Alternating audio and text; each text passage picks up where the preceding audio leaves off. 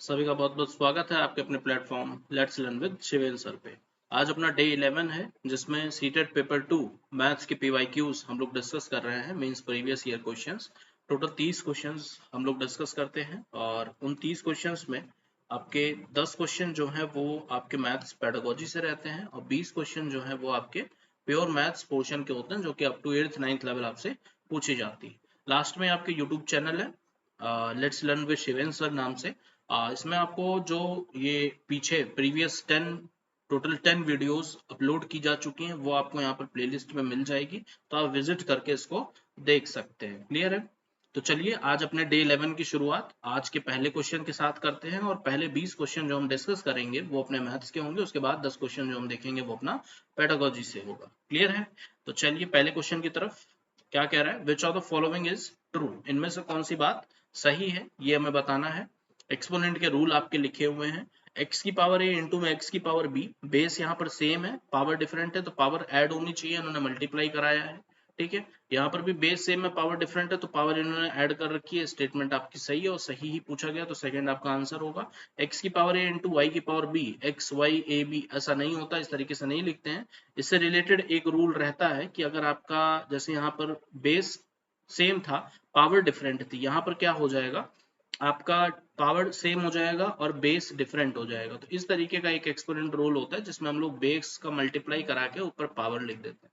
तो ये चीज थोड़ा सा ध्यान रखिएगा। ये ऑप्शन भी हमारा गलत होगा। x की power a divided by, divide में क्या हो जाता है, अगर बेस सेम रहता है तो माइनस करते हैं, ये नहीं होना चाहिए था, ये होना चाहिए था। ठीक है, x की पावर a माइनस b होना चाहिए था, तो ये ऑप्शन भी हमारा यहाँ पर गलत हो जाएगा। नेक्स्ट आते हैं क्वेश्चन नंबर 2 पे। वैल्यू हमको बतानी है और इसकी सॉल्व कर ले सिंपली।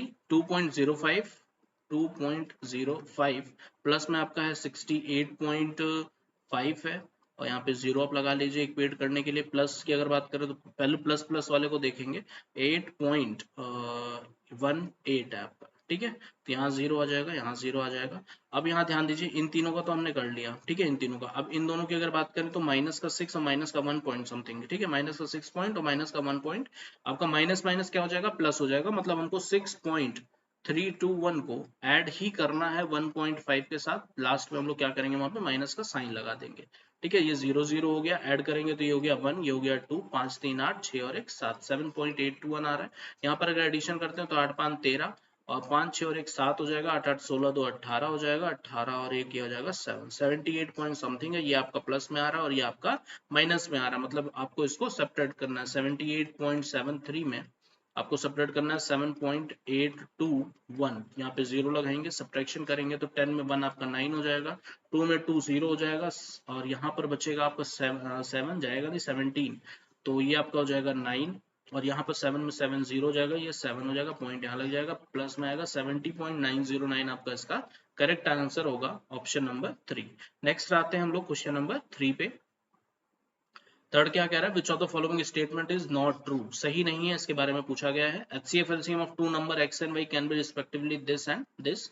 सारे वही है HCF LCM में। तो इसमें एक रिलेशन हमें ध्यान रखना होता है कि जो LCM होता है वो कंप्लीटली डिविजिबल रहता है HCF से। ठीक है, इस स्टेटमेंट का ध्यान रखते हुए हमें यहाँ बात देखना है कौन सी बात सही नहीं है। सही नहीं होने का मतलब डिविजिबल एग्जैक्टली नहीं होगा, वैल्यू पॉइंट में आएगा। ठीक है, तो यहाँ पर अगर पहले वाले की बात करें तो LCM बाद में लिखा हुआ, मतलब 84 हमारा LCM है जो कि पहले आएगा, ऊपर आएगा और नीचे 28 आएगा। तो अगर इसकी बात करें 8 3 24 और 3 2 6 2 8, ये हमारा 3 टाइम्स आ रहा है। ठीक है, तो एग्जैक्टली मतलब ये हमारा डिविजिबल होगा, मतलब ऐसा HCF LCM पॉसिबल है। लेकिन यहाँ पे नॉट ट्रू की बात की गई है तो ये ऑप्शन डिस्कार्ड हो जाएगा।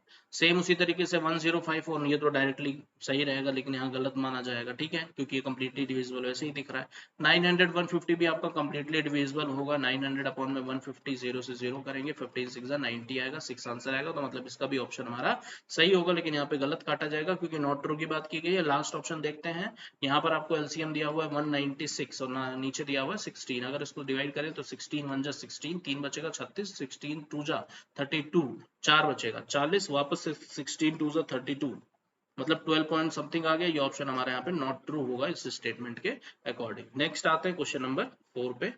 फोर्थ अपना क्या कह रहा है, what is the sum of digits of the least number that must be added to 12,500 to get a perfect square. जब भी परफेक्ट स्क्वायर में एडिशन सब्ट्रैक्शन की बात करते हैं तो हम लोग लॉन्ग डिवीजन मेथड इस्तेमाल करते हैं, और जब मल्टीप्लिकेशन डिवीजन की बात करते हैं तो वहाँ पे सिंपल आप प्राइम फैक्टराइजेशन उस नंबर का यूज करेंगे। तो यहाँ पे हमें थोड़ा सा मेहनत करना होगा क्योंकि यहाँ पर बात आ रही है किसकी, लॉन्ग डिवीजन मेथड की। तो करने का तरीका कॉपी करते चलिएगा। लास्ट पीछे से आपको दो दो के पेयर बनाने हैं स्क्वायर में, परफेक्ट स्क्वायर जब बनाना होता है फिर लास्ट में एक का बन रहा है उसको ऐसे ही बना दे, फिर पेयर के अकॉर्डिंग सॉल्व करना होता है। तो 1 1 जा आपका कितना हो जाएगा, यहाँ पर 1 हो जाएगा। फिर यहाँ से सब्ट्रैक्ट कराएंगे तो ये हो गया 0, 2 5 एक पेयर में है इसलिए एक साथ आएगा।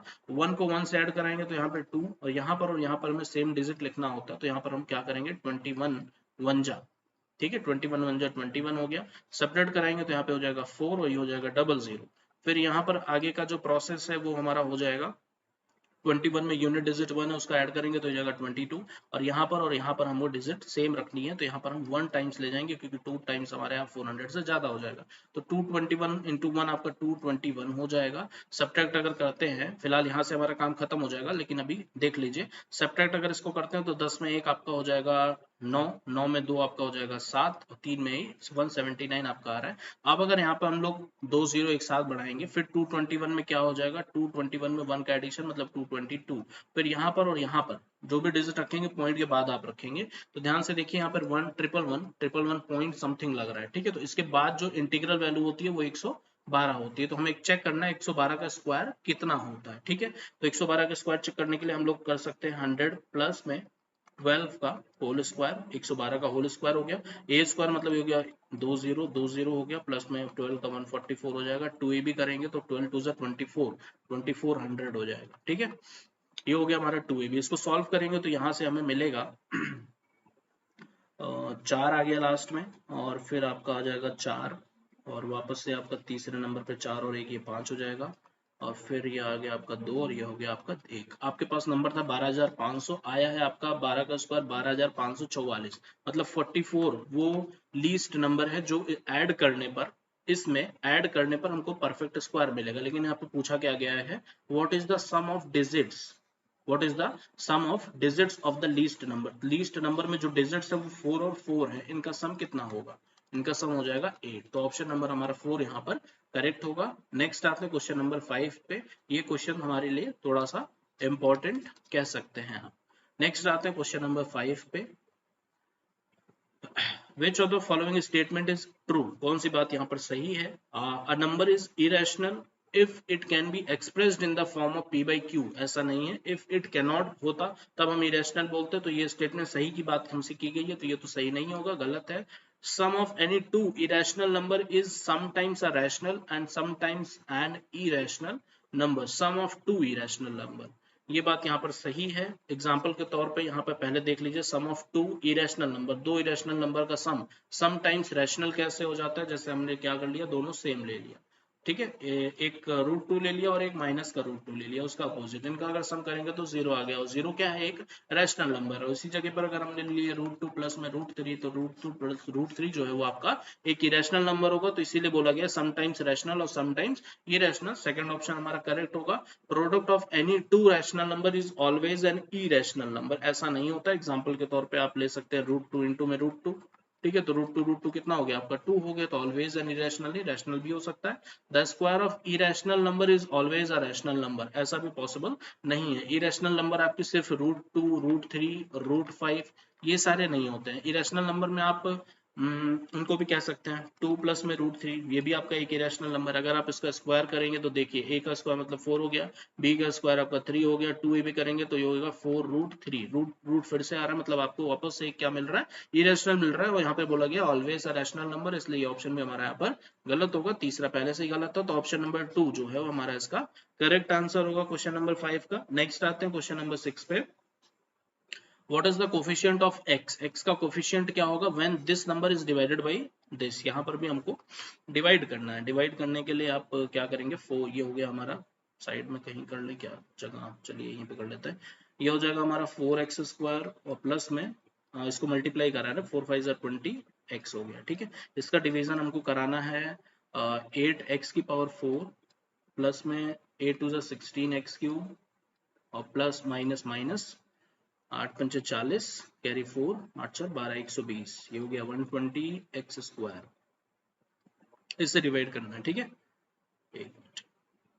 अब यहाँ पर जो आंसर आएगा डिवाइड करने के बाद उसमें x का कोफिशिएंट हमको आंसर में बताना है। अब उसके लिए क्या करेंगे, 4x स्क्वायर है 8 है तो यहाँ वो भी x की पावर 4 है तो 2x स्क्वायर से मल्टीप्लाई हम इसका कराएंगे तो 4 2 8, x की पावर 4 आएगा। फिर अगर x का कराते हैं तो x क्यूब बनेगा 20, ये 40 हो जाएगा, प्लस में 40 x क्यूब आ जाएगा, यहाँ माइनस लगेगा, यहाँ माइनस लगेगा, ये कैंसिल आउट हो जाएगा और 16 माइनस 40 आपका आ जाएगा माइनस का 20 24 24 आ जाएगा 24x क्यूब, ठीक है। और फिर यहाँ से आ जाएगा माइनस का 120 एक्स स्क्वायर। अब एक्स क्यूब बनाने के लिए आप क्या करेंगे, माइनस का 6 से मल्टीप्लाई कराएंगे, माइनस 6x से, तो माइनस 6x से कराएंगे तो माइनस का 24, मतलब सेम बनाना होता है काटने के लिए, ये सारी चीजें सबको पता होंगी। तो ये हमारा एक्स क्यूब आ गया। और वापस से अगर यहाँ प्लस माइनस माइनस की बात करें तो 6 दूनी 12 120 120 एक्स स्क्वायर हो जाएगा, ठीक है। ये प्लस में कैंसिल, ये प्लस में कैंसिल, ये दोनों कैंसिल, ये दोनों कैंसिल, जीरो आ रहा है। एक्स का कोफिशिएंट आपका आ रहा है माइनस का 6, ऑप्शन नंबर 4 यहाँ पर आपका करेक्ट आंसर होगा। नेक्स्ट आते हैं क्वेश्चन नंबर 7 पे। 7 अपना क्या कह रहा है, a number when increased by 9 become 3 times half of the number, what is the number. सबसे पहला काम, let the number be x, number को क्या ले लेंगे, एक्स लेंगे, और उस नंबर को इंक्रीज किया जा रहा है 9 से, ठीक है। a number when increased by 9, increased by 9 का मतलब हो गया उसमें 9 ऐड करना, becomes मतलब इक्वल का sign 3 times half of the number मतलब x by 2, 1 by 2 of x, half of the number मतलब x by 2 हो गया, व्हाट इज द नंबर। इसी को सॉल्व कर दीजिए, सिंपली आपका आंसर आ जाएगा। यहाँ पर 2 है, 2 का मल्टीप्लाई उधर करेंगे तो जगह 2x plus 9 2 18 is equals to में आपका आ जाएगा 3x, इसको उधर भेज देंगे तो x आ जाएगा, x इज इक्वल्स टू 18 आ रहा है। जो नंबर है आपका वो कितना है, 18, ऑप्शन नंबर 4। नेक्स्ट आते हैं क्वेश्चन नंबर 8 पे। a sum of money doubles itself in 8 years, 8 साल में जो पैसा था वो डबल हो रहा है एट अ सर्टेन रेट, किसी भी एक पर्टिकुलर रेट पे, वो भी सिंपल इंटरेस्ट की बात की जा रही है, ठीक है। तो अगर यहाँ पे प्रिंसिपल x मानते हैं तो जो टोटल उसको रुपीज, जो अमाउंट टोटल उसको देना है वो कितना देना है, 2x देना है। ऐसा इन्होंने कहा है सम ऑफ मनी डबल्स, डबल हो जा रहा है कितने सालों में, 8 सालों में, ठीक है। कितना है यहाँ पर 8 ईयर्स, ठीक है। और रेट आपका हमारे पास r ले लेते हैं, रेट, क्योंकि रेट हमारे पास दिया नहीं है तो रेट को r लेके चलते हैं, सिंपल इंटरेस्ट की बात की गई है। तो अगर यहाँ पे फॉर्मूला का यूज करते हैं तो एसआई का जो फॉर्मूला होता है वो होता है आपका पी आर टी अपॉन में 100, पी हमने x मान रखा है, r हमारे पास कैपिटल R है, t हमारे पास 8 ईयर्स है, अपॉन में कितना हो जाएगा 100 हो जाएगा। एसआई की अगर हम बात करें तो एसआई कितना लगेगा ये हमें बताना है। प्रिंसिपल अगर हमारा 8 है, मतलब हमने एक तरीके से अगर 1000 रुपए लिया है और इसमें डबल की बात की गई है तो 2000 रुपए हमें देना होगा 8 साल बाद, ठीक है। 1000 का 2000 रुपए डबल ही हुआ। अब उसमें इंटरेस्ट कितना हुआ, 1000 रुपए तो हमने लिया था, ठीक है। 1000 रुपए लेने के बाद इंटरेस्ट कितना पड़ा, 1000 रुपए का पड़ा। कैसे हमें पता चला, अमाउंट उसका कितना था, टोटल डबल 2000 रुपए। 2000 में प्रिंसिपल आप माइनस कर दीजिए, कहने का मतलब अमाउंट में जो कि हमारा 2x है, 2x में अगर आप प्रिंसिपल माइनस करेंगे तो आपके पास आएगा x, और ये x हमारा क्या होगा, यहाँ पर SI होगा। इस बात को सिर्फ यहाँ पे गौर करना है। SI हमारे पास x हो गया, x इज इक्वल्स टू में ये हो जाएगा x इंटू में r और इंटू में 8 अपॉन में 100। अब यहाँ पे आमने सामने है तो x से x कैंसिल हो जाएगा, 100 इंटू 100 हो जाएगा और अपॉन में यहाँ पर आ जाएगा 8, और ये हमारा क्या हो गया, रेट हो गया। r की वैल्यू हमारे पास आ गई। अगला स्टेटमेंट क्या है, in how many years will it become 4 times, कितने समय में ये 4 गुना हो जाएगा। कहने का मतलब अगर हमारा प्रिंसिपल उस टाइम x था तो हम उस अमाउंट को 4x कितने समय में हमको 4x रुपीज वापस करना पड़ेगा, ऐसा क्वेश्चन पूछा गया है आपका, जहां पर ये बोला गया है at a same rate, rate वही है जो कि हमने निकाला और सिंपल इंटरेस्ट की बात कर रहा है। तो यहाँ पर अगर एसआई की बात करें तो टोटल पैसा उसको देना है 4x, लिया उसने x था तो इंटरेस्ट जो आया वो ओवरऑल 3x का आया। वापस से इस फॉर्मूले का इस्तेमाल करेंगे तो 3x is equals to p आपका x है, r आपका है 100 अपॉन में 8, t हमको निकालना है और अपॉन में कितना हो जाएगा 100 हो जाएगा, क्लियर है। तो 100 इंटू 3 आपका हो गया 300x इज इक्वल्स टू में यहाँ पर हो जाएगा t इंटू में x इंटू में 100 और अपॉन में 8, और ये हो जाएगा 100 3 300 और ये हो जाएगा 8 3 24, x से x कैंसिल हो जाएगा, t की जो वैल्यू आ रही है वो आ रही है आपकी 24। क्लियर है। नेक्स्ट चलते हैं, ऑप्शन नंबर 3 हमारा इसका करेक्ट हुआ, ध्यान रखिएगा कैसे। नेक्स्ट आते हैं क्वेश्चन नंबर 9 पे। Renu was born when her mother was 30 years old, what is the present age in years of Renu if 5 years ago 5 years ago from now her mother's age was 4 times that of Renu. अच्छा ठीक है, ये बहुत important question है, कह सकते हैं आप इसको। ठीक है, देखिए क्या कह रहा है क्वेश्चन। सबसे पहली बात हमको ये समझना है कि रीनू जब पैदा हुई तो उनकी जो माता जी थी उनकी जो उम्र थी वो 30 साल की थी। ठीक है, जब रीनू पैदा हुई है। उसके बाद प्रेजेंट एज पूछी जा रही है रीनू की, तो हम यहाँ पर अगर लेट करते हैं, let present age of Renu कितना मान लेते हैं, x ईयर्स मानते हैं। ठीक है, x ईयर्स। तो अगर present age of Renu x है तो प्रेजेंट एज ऑफ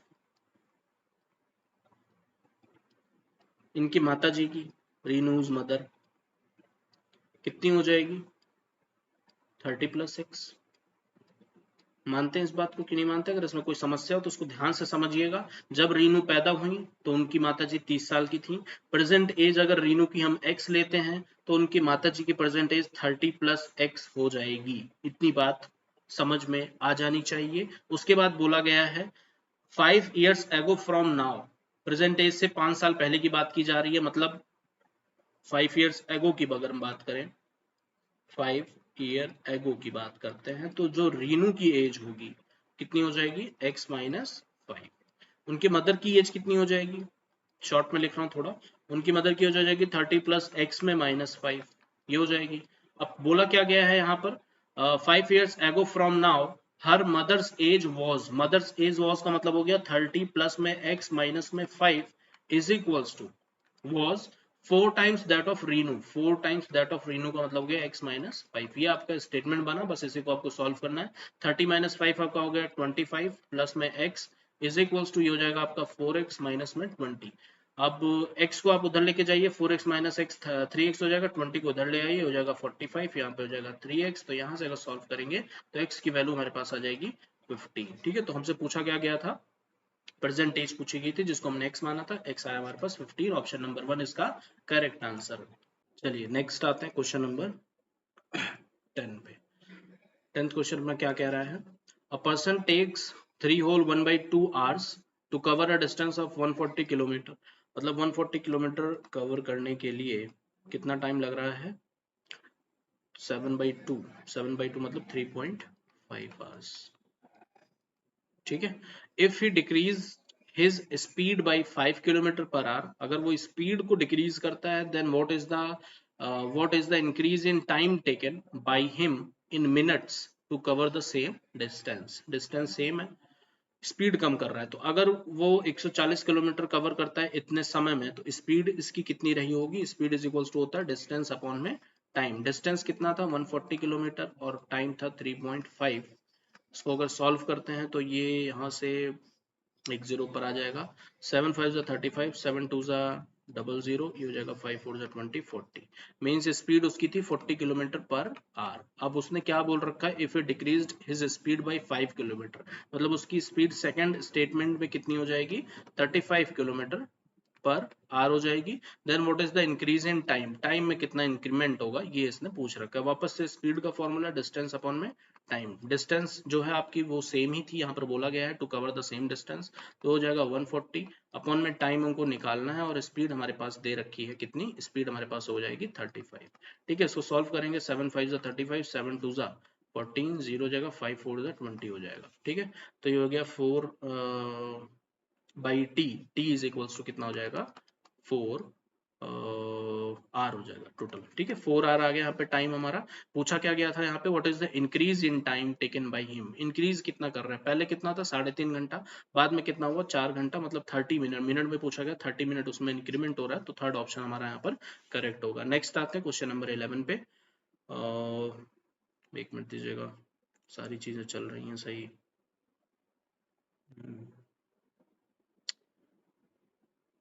ठीक है, नेक्स्ट आते हैं क्वेश्चन नंबर 11। क्या कह रहा है ये, what is which of the following angles can not be drawn using scale and compass only. तो स्केल और कंपास की मदद से हम 90 डिग्री और फिर इनका हाफ कर दीजिए 45 डिग्री, या 180 डिग्री की बात होगी 180 बना सकते हैं, 180 और इनके बीच में 135 होता है, ठीक है 135 डिग्री बना सकते हैं, 45 बना सकते हैं। इसके मल्टीपल्स में आप चीजों को ड्रॉ कर सकते हैं।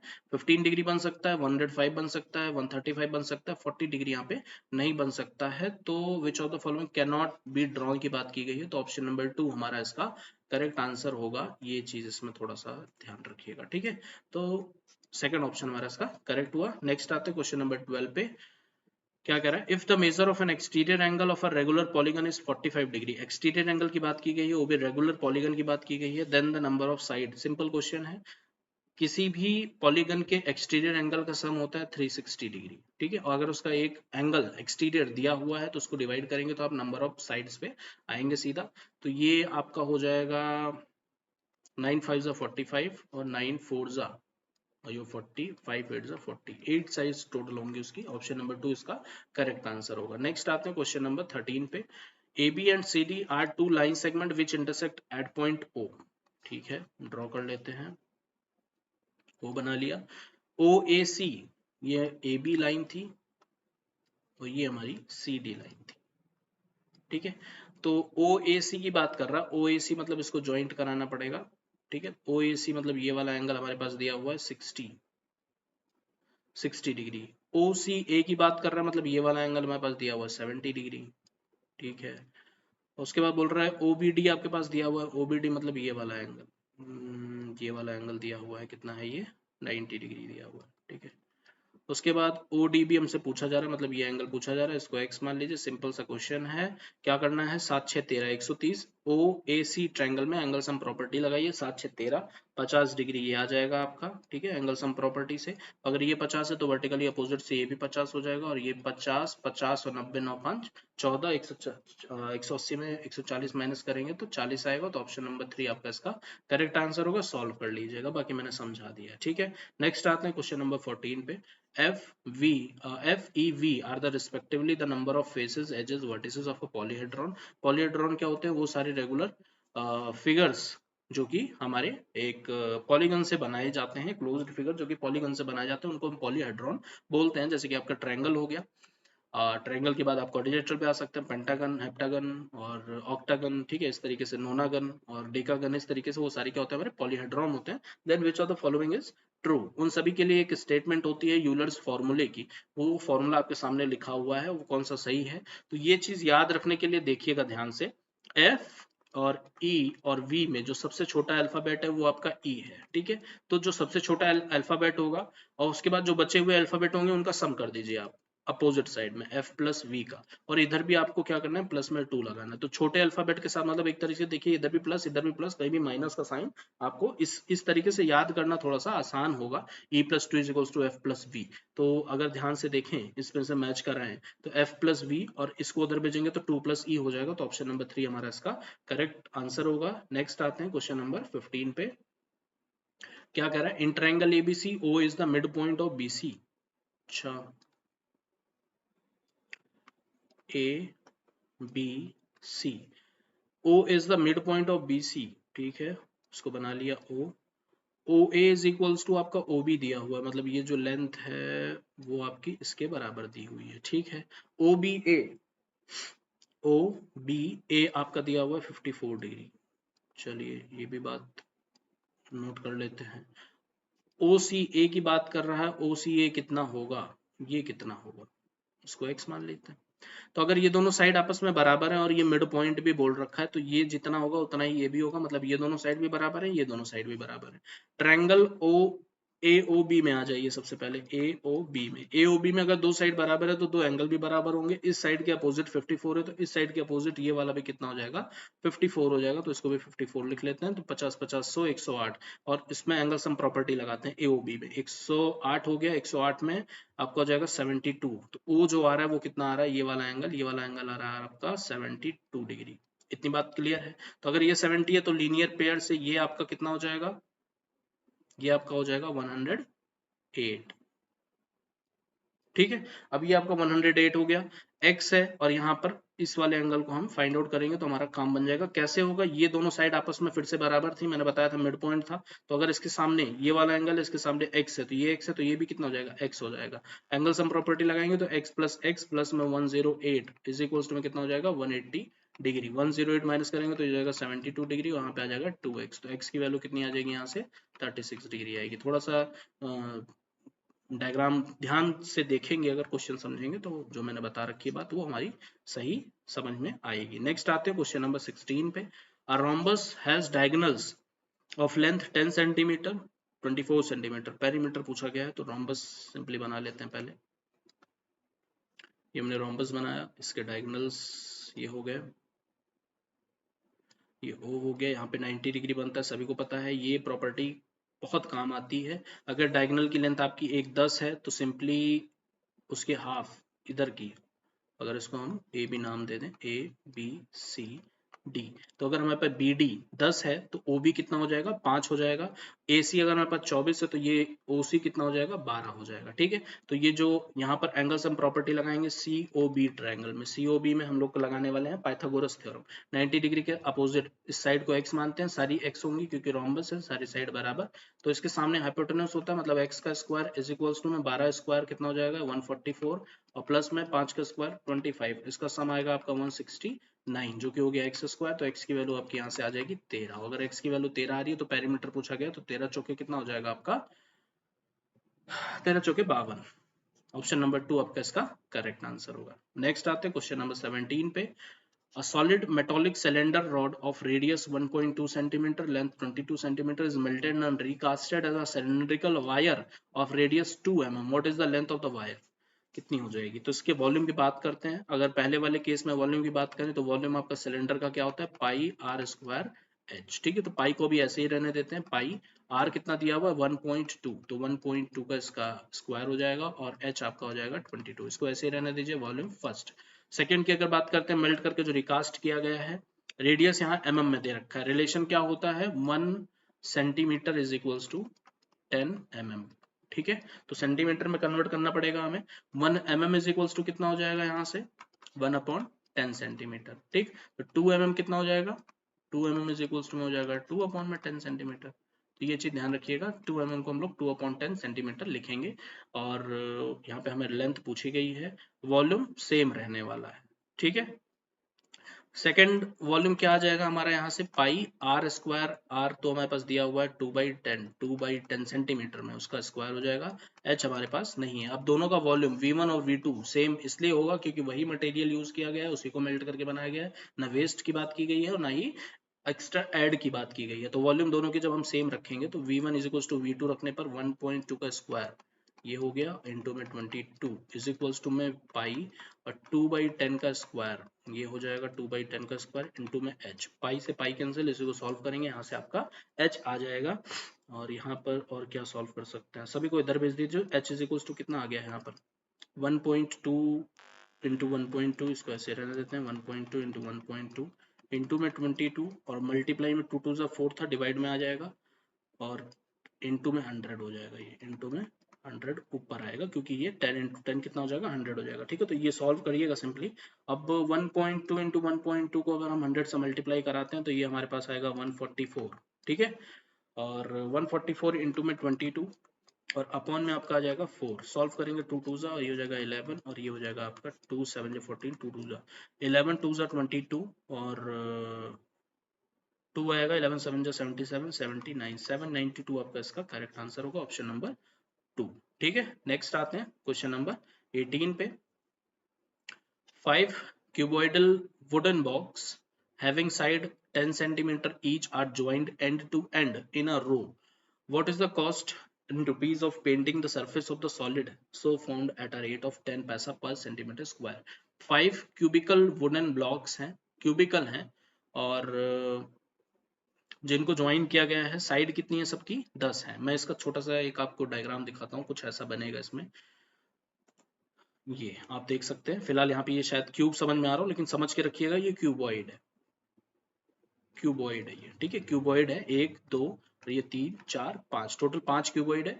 एक की जो लेंथ दी हुई है वो 10 सेंटीमीटर है, ए की जो लेंथ है, क्लियर है यहाँ पर। तो इसमें वापस से एक क्यूबॉइड ही बनेगा, ये जो डायग्राम बन रहा है ये वापस से एक क्यूबॉइड ही बन रहा है। तो 10 + 10 + 10 ओवरऑल कितना हो जाएगा, ये हमारा 50 सेंटीमीटर हो जाएगा। 50, एक मिनट, 50 सेंटीमीटर। अब इसमें ध्यान से देखिएगा, इसके लेंथ पे तो फर्क पड़ रहा है लेकिन ब्रेथ और हाइट पे फर्क नहीं पड़ेगा। ये जो इसकी ब्रेथ होगी वो भी 10 सेंटीमीटर होगी, हाइट जो होगी वो भी 10 सेंटीमीटर होगी। तो ये ध्यान रखिएगा, लेंथ आपका 50 हो जाएगा इस केस में ज्वाइंट करने पर, ब्रेथ जो है वो आपका 10 रहेगा, हाइट जो है आपका 10 रहेगा। तो यहाँ पर पूछा क्या गया है, पेंट करने की बात की जा रही है, मतलब इसको हम बाहर से पेंट करेंगे, ठीक है, बाहर से पूरा पेंट किया जाएगा, मतलब टोटल सरफेस एरिया इसका पेंट होगा। टोटल सरफेस एरिया होता क्या है, 2 टाइम्स LB प्लस में BH और प्लस में HL। यहीं पे सॉल्व कर लेते हैं इसको। 2 टाइम्स L और B की बात करेंगे तो ये आपका L है, ये आपका ब्रेथ हो जाएगा और यही आपका हाइट हो जाएगा। तो ये ध्यान रखिएगा। LB की अगर बात करते हैं तो 50 इंटू में 10, ये आपका हो जाएगा 500, प्लस में BH की बात करेंगे तो ये आपका 10 इंटू 10 100 हो जाएगा, और HL की बात करेंगे तो ये आपको वापस से 500 होगा। सॉल्व अगर इसको हम करते हैं तो ये हो जाएगा 5 5 10 1100, 1100 और 2 से करेंगे तो 2200 हो जाएगा, ठीक है। 2200 सेंटीमीटर में था तो सेंटीमीटर स्क्वायर हो गया। अब यहाँ पर रेट क्या बोल रखा है इन्होंने, 10 पैसा पर सेंटीमीटर स्क्वायर, मतलब 1 सेंटीमीटर स्क्वायर का 10 पैसा ले रहे हैं, ठीक है। तो 2200 सेंटीमीटर स्क्वायर का कितना ले लेंगे, 10 मल्टीप्लाई करा देंगे तो 2200 और एक और जीरो लग जाएगा, इतना पैसा है। अब 1 रुपए में 100 पैसे होते हैं तो रुपीज में कन्वर्ट करने के लिए यहाँ से पैसा हटाएंगे तो डिवाइडेड बाई क्या कर देंगे हम लोग, 100 करेंगे, और ये आ जाएगा हमारा पॉइंट। यहाँ पर आंसर में आएगा 220 रुपए टोटल वो लेने वाला है, ठीक है। ऑप्शन नंबर 2 हमारा इसका करेक्ट होगा। अगर ये थोड़ा समझ ना आया हो तो सॉल्यूशन आप खुद सॉल्व कर सकते हैं, बाकी समझाने के लिए मैंने डायग्राम आपको दिखाया कि हाँ डायग्राम ऐसा अप्रोक्सीमेटली बनेगा। नेक्स्ट आते हैं क्वेश्चन नंबर 19 पे। if the mean of this is m, mean अगर इसका m है, and the mean of 2 5 3 11 और m, मतलब m निकालना पड़ेगा जिसका p आ रहा है, then what is the value of m plus p। Mean निकालने के लिए आप इसको इंक्रीजिंग ऑर्डर में लिखेंगे तो ये हो जाएगा आपका, फिलहाल लिखने की जरूरत मीन में नहीं होती, सिंपली आप उसको ऐड करते हैं। तो 10 + 4 14, 14 और ये 19, 19 और 3 22, 22 24, 24 और 6 30, 37 और ये हो जाएगा 40, 40 टोटल है कितने लोग, 2 2 4 2 6 2 8, तो ये हो गया 8 पंचे 40, ठीक है। तो m की वैल्यू कितनी आ रही है, 5 आ रही है। तो m की वैल्यू अगर 5 आ रही है तो यहाँ पर हम लोग क्या करेंगे, 5 लिखेंगे। अब इसका अगर बात करें तो 5 2 7 3 10, 10 और 10 20 और 1 21, 21 और 5 आपका हो जाएगा 26, 26 और 10 कितना हो जाएगा 36, तो 36। और कितने लोग हैं टोटल, 2 2 4 2 6, तो 6 6 कितना हो गया 36 हो गया। तो p की वैल्यू यहाँ से कितनी आ रही है, 6 आ रही है। तो 6 और 5 ऐड करना है m + p, 6 5 11, ऑप्शन नंबर 2 इसका करेक्ट आंसर होगा। नेक्स्ट आते हैं क्वेश्चन नंबर 20 पे। Numbers from 25 to 50 are written on different slip, one number on one slip and kept in a box. One slip is chosen from the box at random. What is the probability of not getting a prime number? Not getting a prime number में हम क्या करते हैं, probability of not getting prime, not getting prime, इसको करते हैं हम लोग 1 minus probability of getting prime,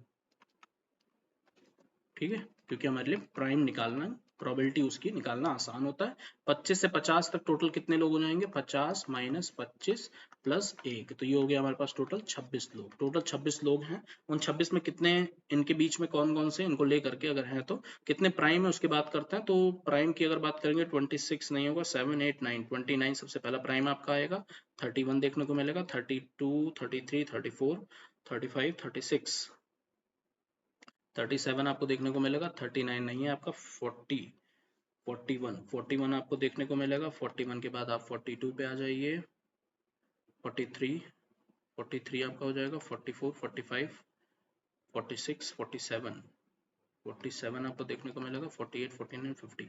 total 2 2 4 2 6 लोग ऐसे हैं जो प्राइम है इनके बीच में। तो प्रोबेबिलिटी ऑफ गेटिंग प्राइम, ये इसकी जो वैल्यू आएगी वो आएगी हमारी 6 डिवाइडेड बाई कितनी हो जाएगी हमारे पास, 26 हो जाएगी, ठीक है, इसकी वैल्यू ध्यान रखिएगा। और हमें नॉट गेटिंग प्राइम निकालना था, probability of not getting prime, ये कितना आ जाएगा 1 माइनस में 6/26। सॉल्व करेंगे तो ये हो जाएगा 26 माइनस 6 आपका हो गया 20/26, और ये हो जाएगा 10, ये हो जाएगा 13, 10/13 आपका इसका करेक्ट आंसर होगा, ऑप्शन नंबर 2। चलिए, तो इस तरीके से हमारे 20 क्वेश्चन जो प्योर मैथ्स के थे वो यहाँ पे समाप्त होते हैं। अब हम जो शुरुआत करने वाले हैं वो अपना पेडागोजी पार्ट का करेंगे। ठीक है, क्वेश्चन नंबर 21 से यहाँ से हमारा पेडागोजी पार्ट शुरू होगा। Which concept can be most appropriately explained by an example of the most easily available size? Most easily मतलब जो ज्यादा से ज्यादा मिलने की संभावनाएं हैं of a particular garment in garment shop और गारमेंट फैक्ट्रीज।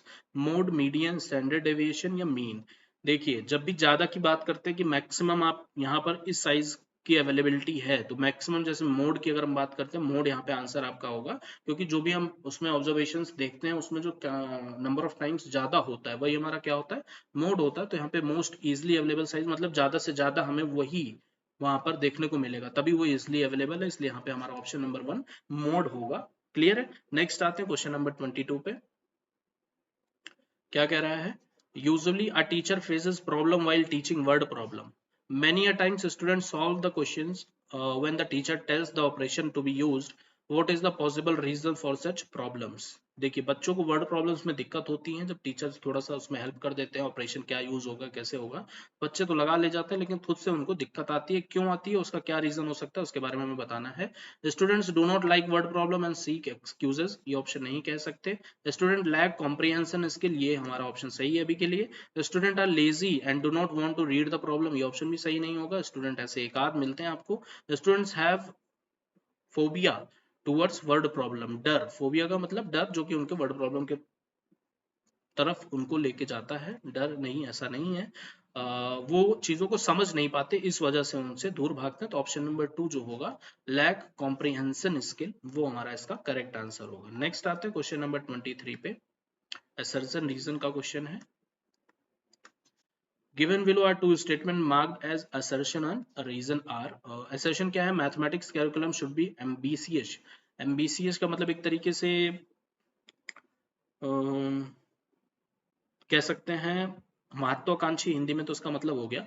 लेकिन अगर यहाँ पे बात करें तो जैसे एक सरल, और जैसे कोई भी चीज हम सीखें खेलते हुए या इंजॉय करते हुए, तो वो हमारा एक तरीके से एम्बिशियस कहलाता है। तो मैथमेटिक्स कैरिकुलम जरूर इस तरीके से होना चाहिए ताकि बच्चों को उसमें इंटरेस्ट आए। तो ऑप्शन पहला हमारा असर्शन जो है वो करेक्ट है।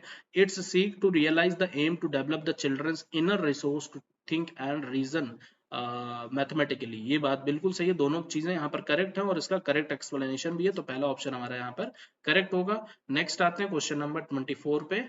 All right angles are equal, the statement is theorem, identity, conjecture या एक्सियोम।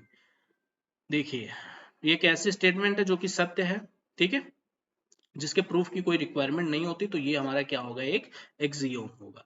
नेक्स्ट आते हैं क्वेश्चन नंबर 25 पे। The most appropriate, question number 25, the most appropriate pedagogical approach to introduce algebraic identity a plus b का whole square, जो कि ये होता है हमारे पास in class 8th, would be let student memorize the identity, ये काम नहीं करना है। let student to solve and arrive at the identity, ये ऑप्शन हम यूज कर सकते हैं। let student solve questions based on बिना आइडेंटिटी के क्वेश्चन कैसे लगवाएंगे। let student copy the, copy कभी नहीं करना, तो ऑप्शन नंबर 2 हमारा इसका करेक्ट आंसर होगा। नेक्स्ट आते हैं क्वेश्चन नंबर 26 पे। 26 अपना क्या कह रहा है? The scope for experimentation and exploration in a mathematics classroom can be least enhanced through digital learning, mathematical laboratory, mathematical dictionary, educational board. Third option हमारा यहाँ पे करेक्ट होगा। ठीक है, लीस्ट की बात की गई है, इसलिए ध्यान रखिएगा, थर्ड ऑप्शन करेक्ट होगा। क्वेश्चन नंबर 27 पे आते हैं। Janet is an elementary school mathematics teacher. While introducing the pentagonal shapes to her student, she uses the examples of other shapes such as trapezium, rhombus, and open figure along with the pentagonal shape. ठीक है, और भी चीजों का वो इस्तेमाल कर रहा है। The pedagogy used by Janet you would most likely create confusion, नहीं, ये कैसे हो सकता है। Address the alternate concept regarding the pentagonal shape, ये सही कह सकते हैं। Give rise to misconception कैसे उसको rise करेगा। Help her learner to learn the names of various geometrical shape, ये भी ऑप्शन गलत होगा। सेकंड ऑप्शन हमारा इसका करेक्ट आंसर होगा। नेक्स्ट आते हैं क्वेश्चन नंबर 28 पे। A teacher tells the student that it required 2 cup of water, 3/4 cup of milk, 2 teaspoons or each of sugar and tea powder to make 2 cup of tea. Then he asked student how many cup of milk is required to make 4 cup. एक तरीके से यहाँ proportionality पे काम हो रहा है, तो this concept illustrate, example illustrate ratio, multiplication, division, proportionality. तो फोर्थ ऑप्शन हमारा इसका करेक्ट आंसर होगा। 28 के बाद नेक्स्ट आते हैं क्वेश्चन नंबर 29 पे। Which among the following is not a characteristic of portfolio as an assessment tool in mathematics? It is a part of formative assessment, ये होता है उसका पार्ट, तो ये होगा characteristic. It reflect student work over a period of time, ये भी सही है। It provide opportunity for reflective self assessment. It is a group centred and quantitatively measure the learning outcomes. तो नॉट अ कैरेक्टरिस्टिक्स में आपका fourth option correct होगा। Next आते हैं लास्ट क्वेश्चन अपना पेडागोजी का। Discussion as one of the teaching learning method in a mathematics classroom should be discussion minimised and more focus should be given to solving question. नहीं, discussion बिल्कुल होना चाहिए, option गलत होगा, यहाँ पे कहीं नॉट की बात नहीं की गई है। Use to bring the real life contest in the mathematical classroom, ये ऑप्शन भी ठीक है यहाँ पर, ये ऑप्शन तो गलत हो जाएगा। अवॉइडेड एज डिस्कशन, ये अवॉइड तो नहीं करना है डिस्कशन को, ये ऑप्शन भी गलत। Used as a way to bring humour in an otherwise boring mathematics class, ये ऑप्शन भी गलत होगा। ऑप्शन नंबर 2 हमारा यहाँ पर करेक्ट होगा। क्लियर है? तो इसके साथ अपना 30 क्वेश्चन का जो सीरीज था डे 11 अपना वो खत्म हुआ। वीडियो पूरा देखने के लिए बहुत बहुत धन्यवाद सभी का। अगर आपने लाइक नहीं किया है तो वीडियो लेक्चर को लाइक करें, जितना ज़्यादा हो सके उसको शेयर करें। अगर अभी तक सब्सक्राइब नहीं किया है तो सब्सक्राइब की बटन भी प्रेस कर दें, ताकि वीडियोस आपको टाइम टू टाइम अपडेट उसका मिलता रहे। चलिए, जल्द मिलते हैं हम लोग अपने डे 12 के साथ, तब तक के लिए बहुत बहुत धन्यवाद।